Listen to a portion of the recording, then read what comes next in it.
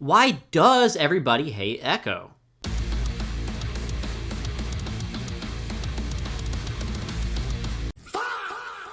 When you're a top tier for too long, the court of public opinion is going to go from disliking you to hating you, and that's absolutely the case with Ekko. Alongside Ekko, Yasuo has also been the debated top 1 or top 2 pre-nerfs for as long as 2xKO has been out, and people still hate him for that. But with Ekko, things are a bit different. You see Ekko on practically every team. He has this longevity and dominance despite the constant nerfs and does not seem to be going anywhere anytime soon. Before we dive into why that is, let's first understand who Ekko is as a character.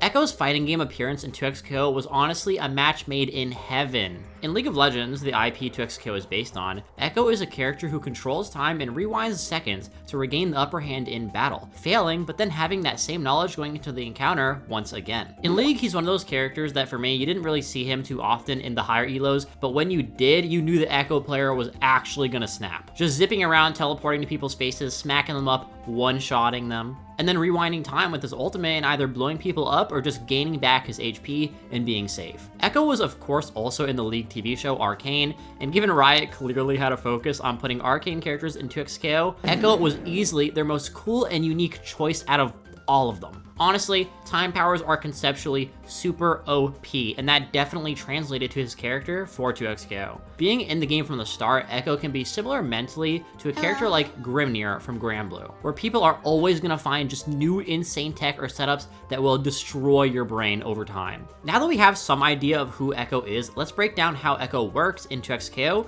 and understand what aspects of him make him so hated by so many people.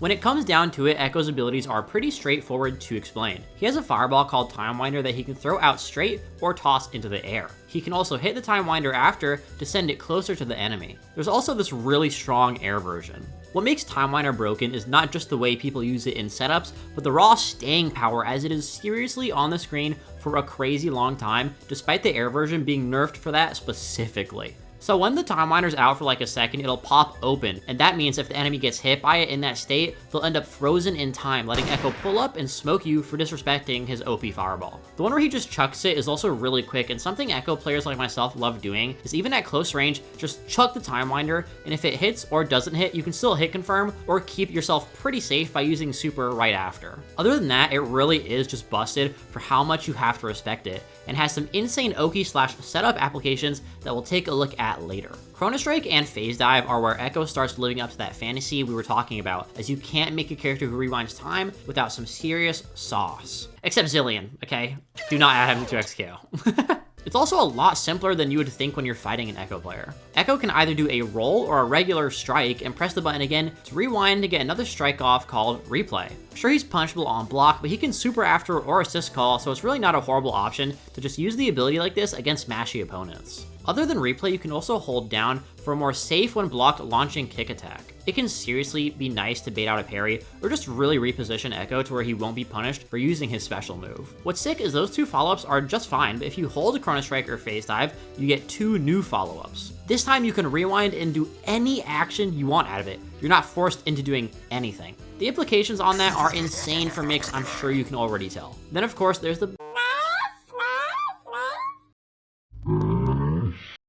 To wrap things up, Ekko has a couple really strong aerial options too, but I'm going to save one of them to talk about for later though, because it pisses a lot of people off, and especially me. If you press S2 in the air, he slams down, which is very quick and will easily catch the opponent lacking for a hit. He can of course still rewind if the opponent gets a bit hasty in trying to punish afterwards. But no matter what, he will be punishable if he does this without being covered. He can even solo convert this one if he pops super.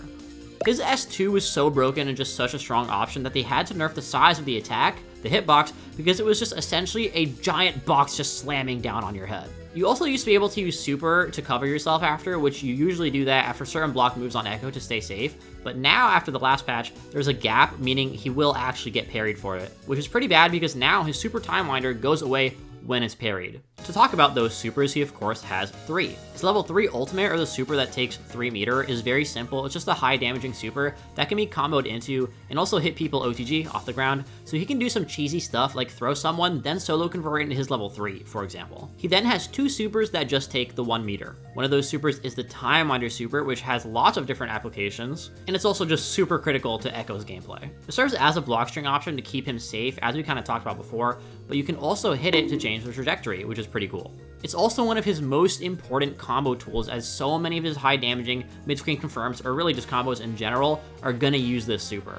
Finally, the real sauce here is Ekko's Rewind super, where you get the good clone, the good rewind. You can use the rewind multiple times here with the super until this circle over here runs out. The super allows Ekko to naturally just get a crap ton of mix on the opponent, and they really just have to hold it if they're already blocking, or just hope they can react somehow, or jump out at the right time, or get a lucky parry, because if they push block, Ekko's just teleporting his ass right back in there, super gangstalicious style. It's obviously got counterplay depending on what the Ekko does here, but it's massively favorable for the Ekko if you're blocking this. One of the other more previously hated aspects of Ekko were his assists. He had this quick forward moving strike assist that is pretty straightforward. The thing is, good ol' Riot actually nerfed it because it used to be way faster, which is kind of hilarious. It also used to be gapless when you ran 2x assist, meaning you could not parry previously in between the 2 assists coming out. Truly what a downfall this assist has had. But it's obviously still super good.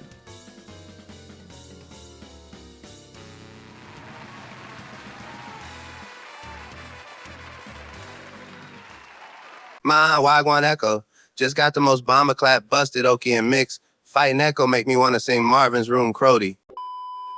Let's now talk about some of the other things people really hate about Ekko. One of the more belligerent aspects of Ekko is that he has a cross up in the air. One of the things that I was holding off on talking about earlier. I hate this move, dude. It has the fattest hitbox. Like, I'm an Ekko player myself, and I probably hate this more than 90% of the people watching this video. You're gonna get hit by it when you shouldn't. It just hits at the dumbest angles. Like, it extends so far his big ass leg to hit you, which honestly is pretty par for the course in 2x KO. I'm telling you, this game has some crazy hitboxes. That's so goofy.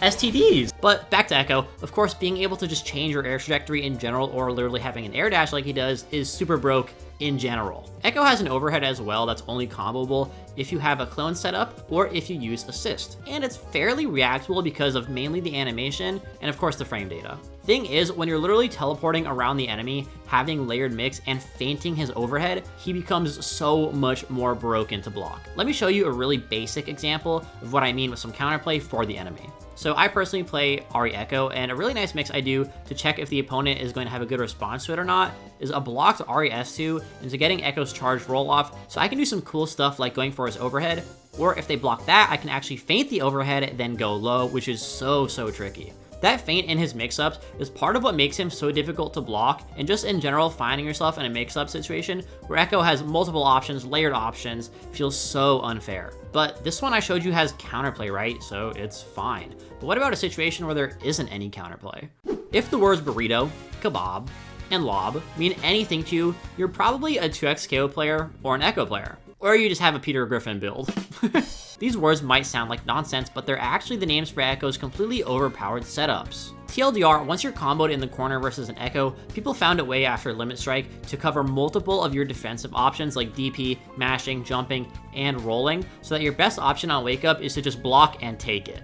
So what the hell is going on here? To my knowledge, the first of these mystical setups to pop up was called the Burrito, which honestly popped up super fast after release. Burrito is pretty difficult timing-wise because it's the first one to pop up, so I never learned it myself, but in layman terms, you're essentially just popping super, and then jumping, throwing Time Winder, and then canceling your throw input with a rewind. Funnily enough, they did eventually remove being able to cancel a throw with rewind, which in theory is definitely broken, but I don't think other than this, there's too many like broken applications for it. But with Burrito, this will rewind you and dodge their invincible reversal, their DP, if they do it on Wake Up. And if they try to forward roll out, they'll just get thrown by Ekko. What happened next in the timeline is what I warned you about in the beginning of the video, Ekko's everlasting development. Meaning over time, people will find more and more game-breaking tactics. Enter the kebab. It's the same shtick with much easier execution and timings, but this time you roll through their reversal and hide your throw input behind that roll. The community still considered this difficult, but to be honest, from someone who just hates execution, it's just hard to figure out initially. Once you get Kebab down, it's super free. Fortunately for the community, they removed the ability to roll through invincible reversal, so now Kebab no longer covers DP. Finally, we can cover the one true demon that forced Ekko to be hit with all these recent nerfs, the Lob. Lob is the most simple version out of all these and the most easy to execute. You just lob up the time winder and then super. And the screen freezes during the super to allow you to see how to punish the opponent if they do something like rolling out, so you can rewind and throw them for a punish. If they want to DP, Ekko can just chill out for a bit and block and let the time winder hit them when they wake up for another punish. The commonality with all these versions of the setup is that Ekko stops you from doing all of your defensive options and then forces you to block mix afterwards, if you do end up blocking, with his good clone super. I mean, imagine that, right? It's not really hard to see what makes this way too absurd. The Lob Oki specifically is what destroyed, annihilated Ekko's reputation, as everyone and their mama was doing it. It was the reason to be playing Ekko and a large aspect of why he was basically on every team. It got so bad that after a major tournament, Frosty Faustings, people compiled a compilation of Ekko's using it at that tournament just to show how rampant and how unfair the tactic was. Of course, this one got nerfed too, and now it is no longer possible. You know, once a new Ekko OS is found, I think they should call it